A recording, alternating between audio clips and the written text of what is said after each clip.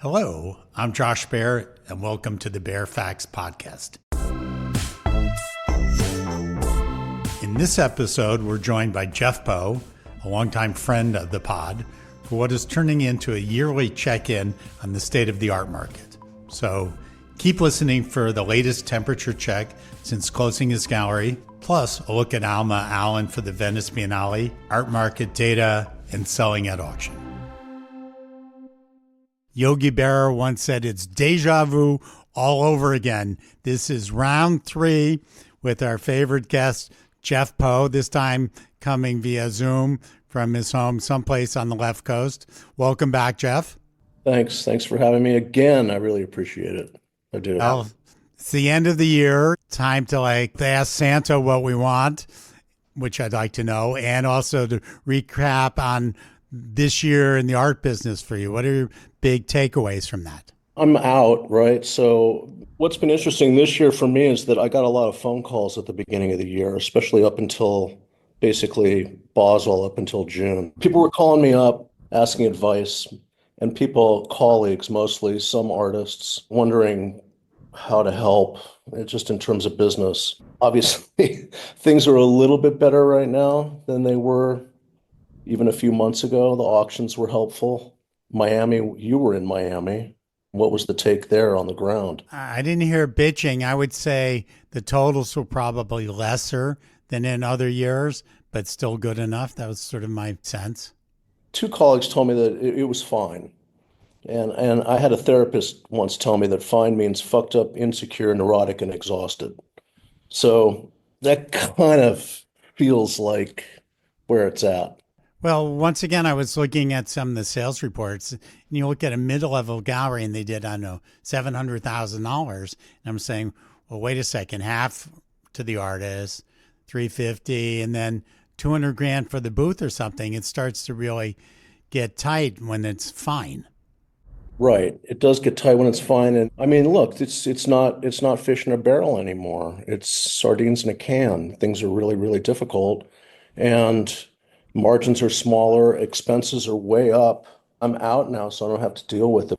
But that was a phone call I got yesterday, bitching and complaining just about everything from crating to framing to shipping. It's all become much more expensive in the last few years. So people are still calling you, though. It's like, what do I do? You're sort of like art gallery therapist. A little bit. Yeah, I am a little bit of an art gallery therapist, I guess. It's slowed down a lot. I'm not kidding. It was about 8 hours a week for the first 6 months. And it wasn't just 1 or 2 people. It was like 15 or 20 that were calling me. It was very odd. I guess the word got out. I don't know. And it was high and low. I mean, it was, big galleries down to really tiny ones. And I could just do what I can do. My sense is galleries have started to figure out what's what and maybe look inwards a little bit more and be a little less like, why are the shippers charging me so much? Because they have the same pressures that people have now sort of taken their head out of the sand a little bit, would you say? I think so. Yeah, it does feel better, I guess, for those that are in touch with me. It feels better, but nobody really knows. That's the other thing, too. This is something I wanted to bring up, which drives me fucking crazy, which is that UBS report that everybody relies on, that when it comes out is like, oh, this is the market, this is what's going on. And there are analytics that are useful that come through the auction houses because that's something you can verify. But the art world, and this is something that people don't understand, that writers don't understand, consultants, anyone talking about it, unless you're an art dealer, you get that UBS report, it is insane. It is impossible to get through. I tried the first couple of years to be a good colleague. I couldn't do it. Did you fill out the surveys when she was sending? Started, and it takes probably hours and hours and hours, and you would have to go talk to your accountant and get tons of info. It's just impossible. And then when it does come out, last year, 7% of the galleries did over $10 million. 93% of the galleries did under $10 million. If that's what's going on, and that's what the report's about, I mean, that's completely missing the mark, absolutely completely missing the mark on what's going on. So that report, in terms of the art dealer part of it, that part, you can just toss it. Just drives me nuts. But it's not a true marker. It's like the S&P 500's penny stocks or something. It's madness. It's absolute madness. Anyway, that was something that I really wanted to get off my chest for a long Well, time. So thanks for the opportunity. now you're talking about the auctions a little bit in the fall. You were a seller. It's no big secret, I think. Anybody who did a little research would have seen by catalogs, and certainly some in the press talked about it. What was that experience like for you suddenly, not as a dealer representing artists, but as the consignor, you and your wife together? It comes from losing the house. When my house burned down in the Palisades fire, I was going to do a project up there in the house. I was going to use the house as a platform to sell things that I owned out of it, along with other things that I was going to be supportive of. I was going to do this just completely bonkers project called Dispatches, but it didn't happen. And I had to switch and change. I mean, it kind of gutted me, and I just didn't have it in me to go and try to sell this stuff. So I thought, you know what? Screw it. I'll just put it to auction. And yes, I knew that the Henry Taylor would be known because it was in the catalog and my name was on the wall. I have a chip missing from my head. When I used to sell art and do huge sales, there was this one story where I sold something for $8 million and I left the room and I had no feeling, like zero. I was more relieved that I didn't have to pay for the fabrication for this Murakami sculpture. So when things go up to auction, Henry Taylor went up, it stalls at 850, and I'm just sitting there like, oh, well, that's okay. My wife was on the phone with me and she's like, oh my God, there's no more bids. I'm like, well, we'll see what, and then of course it kicked in and it went high. It feels good, but at the same time, Well, your heart rate went up for like a minute, and then the hammer comes down. They go next, and it's like you're done. yeah, not really, but to be honest with you, I mean, you've had this experience of buying art at auction. That's fun. That actually I get more out of than I would when I sell things. Because it's kind of exciting and you don't actually have any control. You don't know what's going on. And if you're sitting in the room and you're like, okay, 450 grand, I'm in, and then somebody comes in and it's 500 and you're like, God damn, am I going to go next? Well, when you were bidding at auction, did you have like, okay, this is what I'm going to do in advance, or did you let like, oh, somebody else wants it, must be good, and lose your mind? No, it would always be, there's always that classic, like, okay, I'll go to 450, which actually means I'll go to five, right? You're always going to go up a little bit more. And then at a certain point, you're just like, okay, that's enough. But that's the only time I kind of get excited, to be quite honest with you, is buying at auction, not selling art, not selling at auction. It's more fun.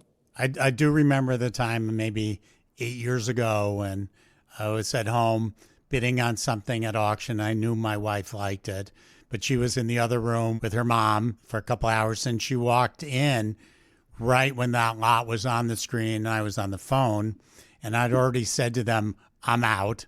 And she looked at the screen. She goes, I always wanted that. And I go, one more bid. And then it was ours. And we kind of looked at each other. It's like, how did that happen? So did you make these decisions on your own? Your wife's certainly an art world expert. Was this like a joint decision what to sell? Was it you and the whole thing? Yeah. So that's a different dynamic than doing it within the gallery or for a client? Yeah, of course. And also, I really don't want to have this stuff. I mean, it's not, I shouldn't, because the Henry was in a crate. The Colescott was in a crate. It's just, there's a bunch of other stuff I'm putting up too. It's all just sitting in storage. No one's enjoying it. It's a disservice, I think, ultimately, to the work itself, the artists, and if somebody really, really wants it. That's called a museum. Oh, sorry. That's what they do with all their stuff. What, museums, well, that's their job. They're supposed to hold things. So back to this sale, it was interesting to hear about it. Everybody talks about the guarantees and all that. What was your experience with that? I called you because I don't have any experience in this. And I really don't. I said, got an irrevocable bid here on the Colescott. Should I take it? And you said something really interesting, which is, are you playing defense or are you playing offense? And I never thought of it that way. And I was like, defense, of course. I want to get rid of everything. I'm not going to like push forward and go crazy. So yeah, that's something I've never also even considered or done. It's an interesting thing to be on the other side in the process, But in the moment and the spectacle of it, like I said, I've got like a chip removed from my head where I don't really get that excited. It's kind of strange. It's like out of my hands. Two more points there. Sotheby's telling you not to take a guarantee on your Henry Taylor, which goes against the grain of what everybody's been doing. And it turns out they gave you good advice for that. Well, no, actually, no, that wasn't what happened. They offered it and I said no. And then they said, yes, that's a good idea. Don't do Okay. that. That's what happened there. And then with the Colescott, I actually asked you about it because you have more experience than I do. And what you said was really interesting. It got me thinking just in general, am I playing offense or am I playing defense? Just in all of it. When you hit retirement, you're playing defense for sure. It became a very interesting thought process for me. Well, I want to move to a different topic, but the only last question is, did collectors start treating you like, oh, you're one of us? You're like selling art. Did any of them call you? And No, they still think of you as Blum and Poe? And no, I didn't get any of that. No, I had a few consultants talk to me, and that was okay, and a couple of dealers too, and actually an artist the other day.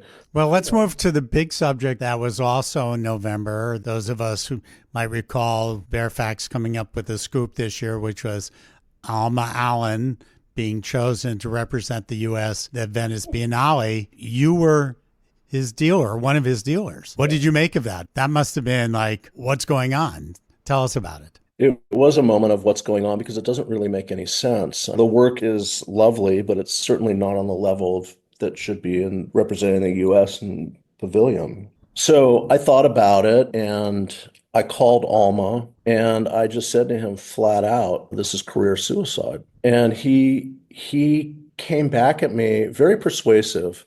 And I absolutely understand his position completely. First thing he said was, I run towards fire. And if you understand the context of who he is and where he came from, which has now been in the press, literally a street kid, Mormon, left home at 14, no formal art training, was found in front of Jerry's in Soho making small sculptures with his hands, and then suddenly started ramping things up over time. And it got this crazy robot and moves out to Joshua Tree and starts making these massive sculptures, all very within this kind of history of modernism and sculpture. And I mean, they're very alluring. They're nice to live with, but they're not like politically active at all. You're saying there's this contradiction between us thinking like, well, he must have gone to Greenwich High and his mom was a junior patron of MoMA and it's kind of nice conservative work. So we assumed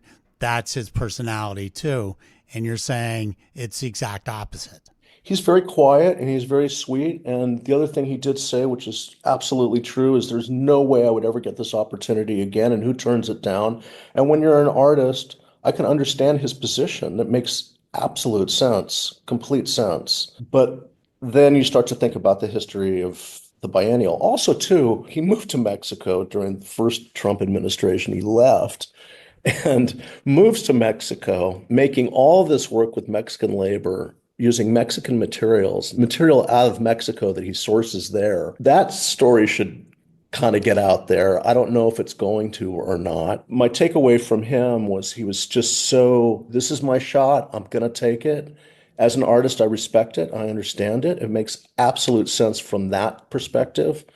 But then from the other perspective of being supportive of this administration, or even having the perception of that, is toxic. Well, his two galleries dropped him right away, right? Yeah. And I wondered too, like, would Blum and Poe, would we have worked with him? You'll never really know the answer to that. I don't. I can tell you what the process would have been, which I would have gone downstairs because my office was upstairs. I would have gone downstairs and talked to the staff about it and talked to Tim and Matt and really like looked at it hard, not just on the flippant, fuck it, get him out of here, but like, let's actually take a look at this, hear Alma out. And at the end of the day, I don't know if I could be supportive of that. But does that mean you just erase him completely and kick him out of the gallery? That's a tough one. Then the gallery artists who can swing in general pretty far to the left. Of course. And I heard that Mendes Wood, apparently one of the artists on the program there, said he's got to get removed from the program or I'm leaving. And this apparently was a significant artist in the program. I went through it a much smaller but related situation with my gallery in Washington when Jesse Helms went after the Corcoran. I worked with an artist named Annette Lemieux, and she was the next show there. And we decided that she shouldn't do it. And I don't think her career recovered from it. In fact, it was, I don't know, 10 or 15 years before another museum came along, maybe 20, to do something. And turning it down was a huge risk. It was the right decision in our minds. I don't know. We both agreed on it, so I don't know what I would have done if we had disagreed on what the thing to do was. But turning down shows like I'm really walking the walk of doing something. And in a way, Alma taking it, it's like I'll take the pressure, the heat. I may live to regret that, but it's a consequential decision that's much different than you and I saying, well, if it was me, I would have. It's like, he's the one. It's a huge decision, but during Trump 1, it was Puryear and Bradford, but it wasn't, that was a different time. Trump wasn't going after culture then the way he is now and trying to rework the Smithsonian and Kennedy and all of it. Today I was reading about he wants to knock down and sell these buildings in Washington that have all these WPA murals in it. Guston and Benson, and it's like, we're going to sell them, we're going to knock them down. They're not like crazy architecture, they're classic buildings. It's a very difficult moment. So yeah, it is a difficult moment, and the system's being attacked.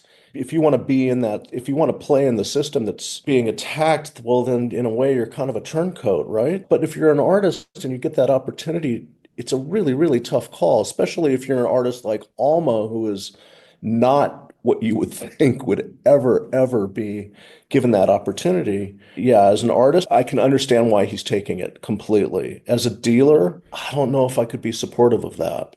Well, because you're actually taking money for it, and that puts you into another kind of side of like, well, I did this thing that I don't really support because I made $600,000.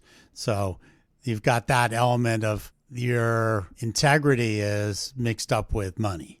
Well, that's another part of this too, which I told Alma, because I've helped him out before with legal stuff, and I was like, go talk to our old lawyer when you get this contract. Don't sign anything, make sure everything's on the up and up, because at the end of the day, that's what this is really going to be about for him. And to make sure that he can say anything he wants and do anything he wants and isn't going to be canceled or any of that. But I don't know if he did or not. I hope he did.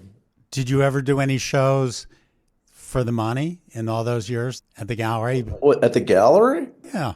That you thought, oh, wow, we can make a lot of money on this show. And somebody said, oh, would you do a so-and-so show? Did you ever get persuaded? Not completely, no, not 100%. No way. Not just like, okay. I mean, who should really be showing in Venice is like Sly Stallone, right? With this administration. So we're like, would I do a Bob Dylan show knowing I could sell the whole thing out or something like that? Now, did you ever do? No, I didn't. I mean, I knew it was time to close my gallery when I owed my landlord money, and he was like a Sunday sculptor, and he suggested that he do a big show.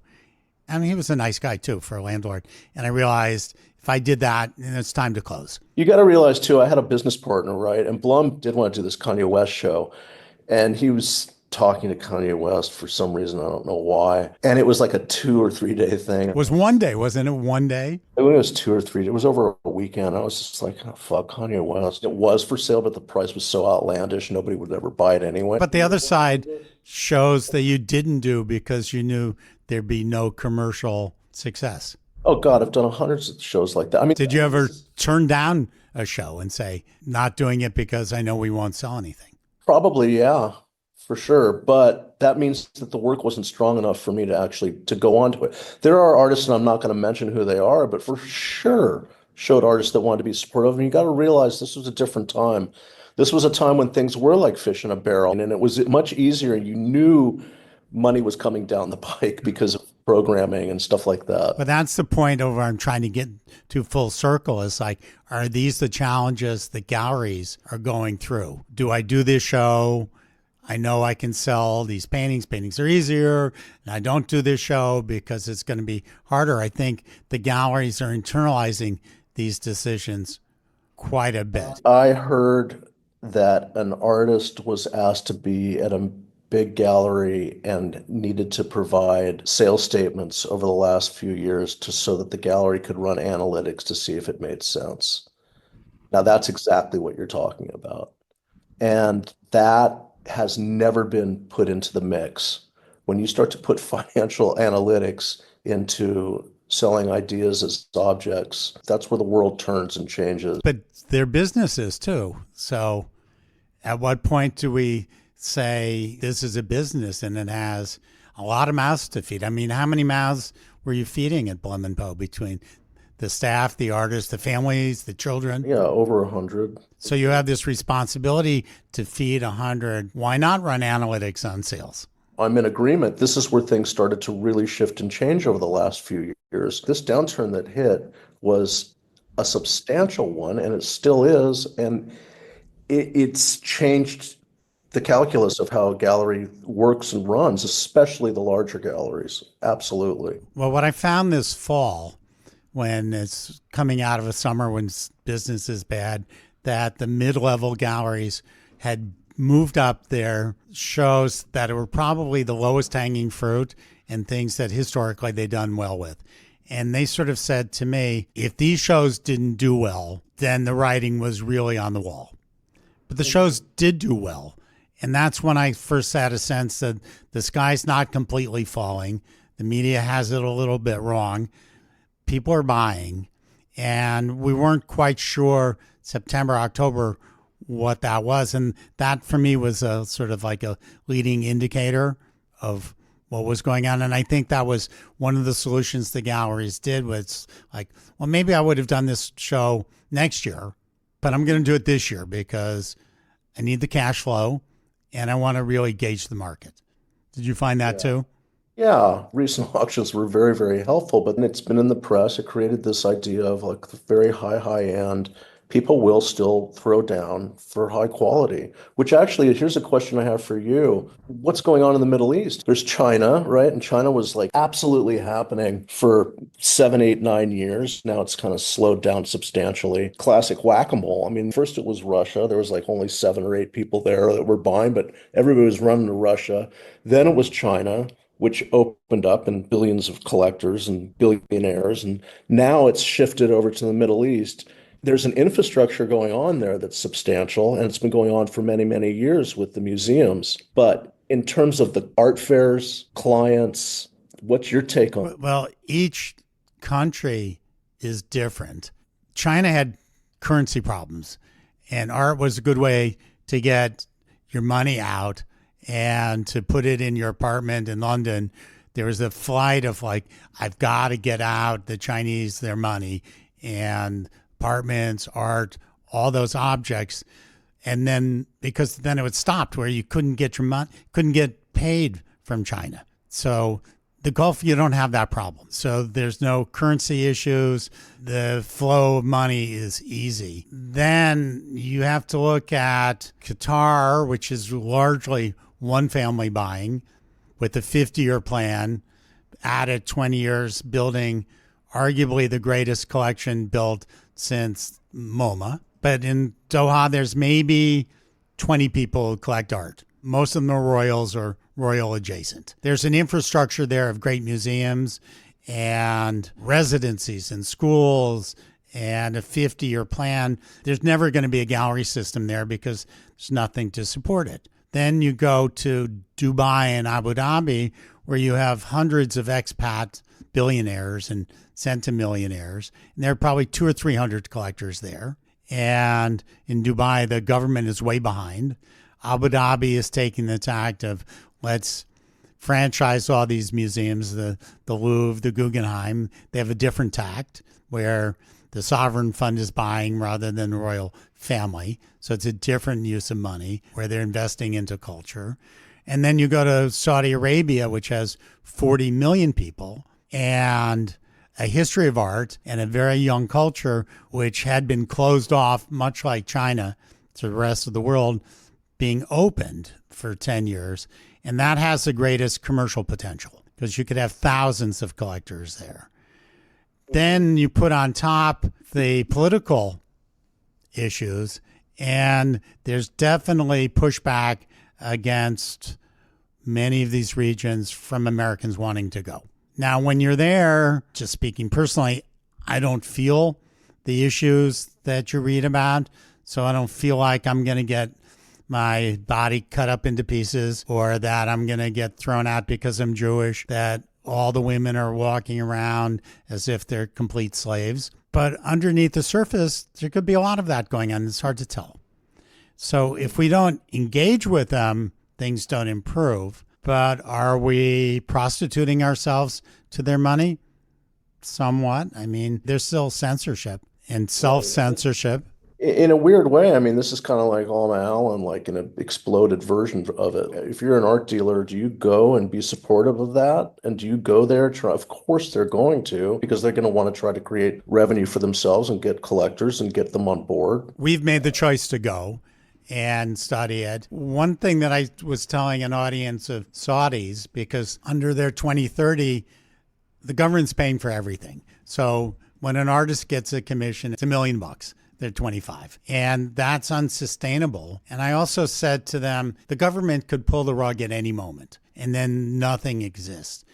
And that's dangerous to their ecosystem. But I didn't want to say that to them because they're sort of in this giddy period of actually having the opportunity to do things. But I couched it into, look at what's going on in my country. I'm an American. Culture's under risk. When the government, meaning the Trump administration, is sending Lindsay Halligan in to decide what's an okay exhibition at the Smithsonian, that's what can happen in the negative sense.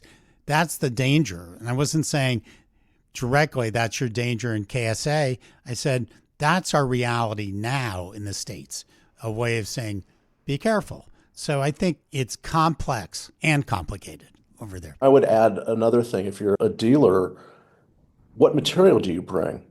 What is appealing to a culture that you probably have no real knowledge of, or you're going to have to do some due diligence suddenly? Well, half of Art Basel Doha is regional. So of the 87 projects or 84 projects, 40 of them come from that region. So half of them are off the board, which is a good opportunity for us to learn something more significant. Seeing 40 solo shows from the region, I think, is way better than like 2 works here, 2 works there. Certainly, there's imagery that's not acceptable. I think there's more political art that's acceptable than we might think, but you're not going to see nudes. I don't know. You want to come? I went to Doha once for Murakami. No, I mean, it's so far. It was epically really a trek. No, but it was fun. Did you go see the Richard Serra sculpture in the desert? Wasn't there yet. Wasn't there yet. Just to see that alone is worth the trip. So I think all these are kind of interesting for us having to make decisions amongst ourselves, where we draw our moral lines, where we draw commercial lines. How do we go about it? When it's a boom time, it's less an issue. Yeah. And let's talk about some moral lines in the art world that happened a couple of years ago, which I think is something that was incredibly impactful and hasn't honestly been played out, discussed, and really acknowledged. And that was October 7th and what happened there. And there were articles that came out just a few weeks after, but I just think it was the moment that the art world fragmented and fractured. And I don't think it's come back from that. Sure, the market might have changed and things like that, but I think that it was that time in America, especially, I mean, before everybody get behind George Floyd, of course, Crane, of course. This situation, you had collectors against artists, museum boards having trouble. You had to choose sides. Yeah, everyone was on board, and then everybody was choosing sides. Velasco got kneecapped. Art Forum got kneecapped. Criticism was already having a problem. It had an effect, and there was Art Forum on one side, and there was Levy Gorvy Diane on the other side. That whole thing happened. Wasn't ever really talked about. It was just crazy. It became systemic in ways that weren't so obvious, with who could get a show, and then we get Trump in, and we get anti-woke, so we go too far one way, too far the other way.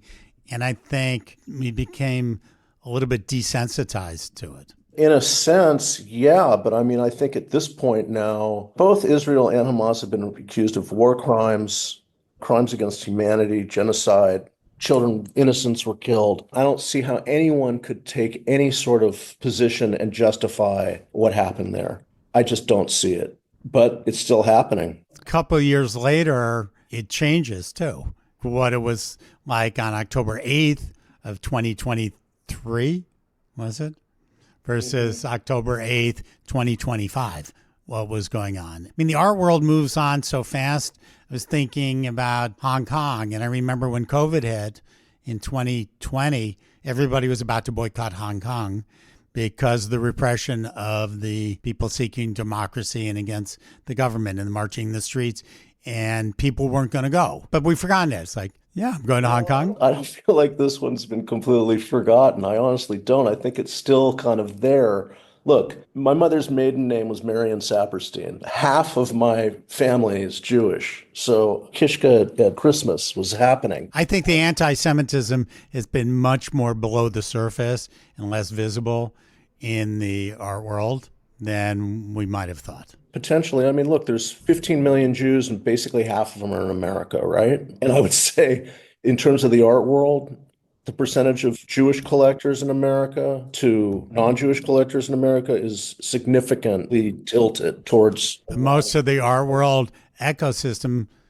leans left at the same time, as well as a lifelong liberal as I do, and as you do, I believe. It wasn't pleasant. It continues to be unpleasant, and I have to say that it's not part of the conversation, and it should be, as to it is part of the market taking a hit. Absolutely. And it's never really connected. You want to keep it separated. I think it should come out and become a discussion because it is important, and no one's talked about it. Because everybody's afraid of getting canceled. I know, of course. I keep my opinions to myself and to my actions. When you have a gallery and you represent 40 artists, 36 of whom might have one view and 4 might have the other, it becomes a big problem. And the museums with their constituencies. I heard a podcast with Glenn Lowry. I can't remember who did it. It was like an exit interview podcast with him. I don't know if you heard it. He kind of dances. He doesn't talk about it, of course, but you can kind of read between the lines. And I'm sure every museum board, this situation came up and became a conversation or was shaded in terms of decisions that were made. Well, what's interesting about Glenn is he was an Islamic art scholar. I know. And I think he's going to end his career mostly in the Gulf, going back to that, taking what he's learned from like MoMA, but applying it to the art that he really knows the most about and loves. Even there, it's what a complicated set of things going on in his head because he's got real cultural knowledge. Yeah. So what's 3 things to predict for 2026? I would say one thing is always to look in mind. You were saying this the other day, so I'll steal one of yours. Like, what's next for Gagosian Gallery? Yeah.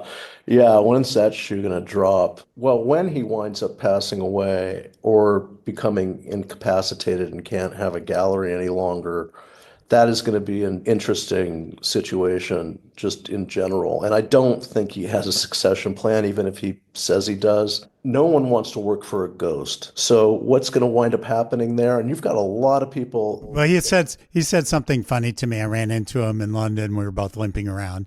And I said, I'm about to turn 70. And he just turned 80. And he said, a friend of mine said to him that no one ever says your 80s are your best years. Right. And that is absolutely true. I can only imagine. So that's one thing that's always looming that changes everything.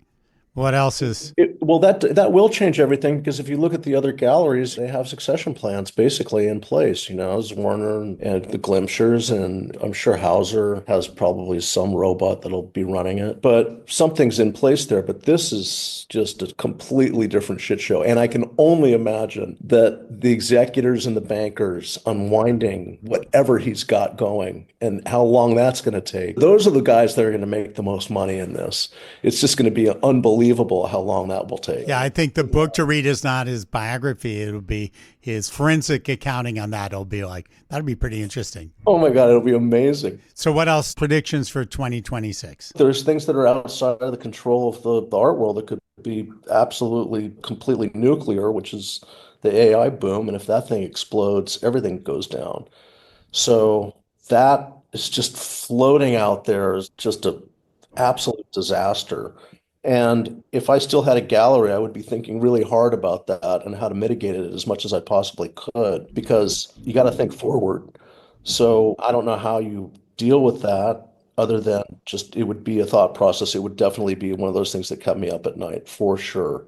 So you're saying, how does AI affect the art world? That's like, No, how would the collapse of all of these stocks affect just in general the economy? And then how would that affect the art world? And is there any way that you can at all, probably impossible, protect yourself from that as an art dealer? we've all been looking for a way to short the art market, but it doesn't exist. Okay, so that's something to watch out for. That's this thing that's just floating out there. Okay. Like, say something positive, Santa. the positive thing is I don't think that's going to happen imminently, although Oracle stock went down 15% yesterday, right? And I do think that the market's going to recover. It's going to continue to recover. People are getting interested in art again, and obviously the auctions are doing better. I do think this Middle East situation, whatever it winds up becoming, even though it's in its infancy in a certain sense in terms of the market, that could be an interesting positive spin for the art world. That's why I wondered what your take on it was, and I'm glad you gave that. So those are kind of like the three things I think is this disaster looming, things kind of getting better a little bit, and then maybe a pickup over there in the Middle East could be, but that's a longer play. It's not going to happen anytime soon, but it's something to maybe take a look at and invest in. Well, we seem to be doing this as an annual thing. So thank you, Jeff Poe, Baer Faxt Podcast 3.0. We look forward to it next year. I'm curious what the audience will say. You've certainly provoked a lot of people and been our favorite podcast for quite a few people. So, Jeff, thank you for joining us again. Thanks for having me. Appreciate it, as always. Thanks again to Jeff Poe for joining us again on the Baer Faxt Podcast. If you enjoyed this round 3, you can listen to round 1 and round 2 wherever you listen to your podcasts. And if you like these free podcasts, you might want to check out our other free product, our free newsletter, No Reserve, from the Baer Faxt. Thanks for listening to the Baer Faxt Podcast. Our host is Josh Baer. Our audio editor is Christina Lee. Check back soon for future episodes as we unpack the inner workings of the global art industry through exclusive, candid interviews with key players in the business as they offer their perspectives on art and the market in the US, Asia, Europe, the Middle East, and beyond.